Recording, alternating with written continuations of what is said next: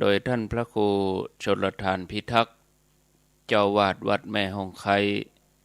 อำเภอดอยสะเก็ดจังหวัดเชียงใหม่เป็นประจำทุกวันศุกร์เวลาตี 5จนถึงเวลา6 โมง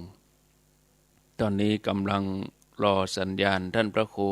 ชลทานพิทักษ์เมื่อตะคืนนี้ท่านก็บอกว่าฝนตกหนักในเขตอำเภอดอยสะเก็ดไฟฟ้าดับก็บอกว่าเมื่อเจ้านี้ไฟมาหรือยังถ้าไฟมาท่านก็สามารถดำเนินรายการได้ถ้าไฟฟ้าดับยาวก็ไม่สามารถที่จะดำเนินรายการได้เนื่องจากว่าการออกอากาศบางทีก็โทรศัพท์ก็ต้องเสียบไฟมีแบตเตอรี่ออกอากาศชั่วโมงนี่ก็เปลืองแบตเตอรี่เหมือนกันถ้าออกอากาศไปแบตเตอรี่เบอร์เพียงพอ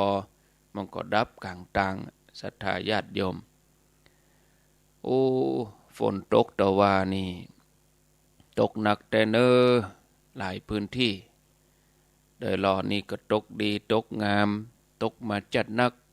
ในช่วงเวลาประมาณ5 โมงป่าย6 โมงนี่ญาติโยมฝนตกปอจุ่มเย็นหลายพื้นที่ตกมาเมื่อเจ้านี่ก็อากาศเย็นสบายศรัทธาญาติโยมท่านทั้งหลาย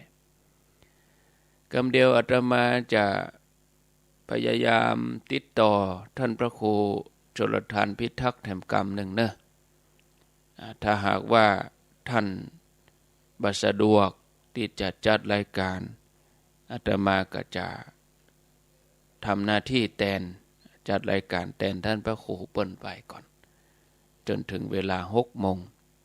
6 โมงก็จะเป็นรายการเสียงธรรมแสงอรุณของท่านพระอาจารย์ไมตรีขเวสโกวัดพระพุทธบาทตากผ้าตำบลมะกอกอำเภอป่าสังจังหวัดลำพูนฟังดูแล้วนี่ท่านพระครูชลทานพิทักษ์นี่คงจะบัดสะดวกที่จะจัดรายการแล้วนี่ญาติโยมทั้งหลายเนาะก็เป็นยังนะเดี๋ยวอาตมาจะดำเนินรายการแทนเปิ้นไปก่อนเนอะญาติโยมรอสักกรรมอาตมาเกี่ยมตัวก่อนเนาะขอเจริญพร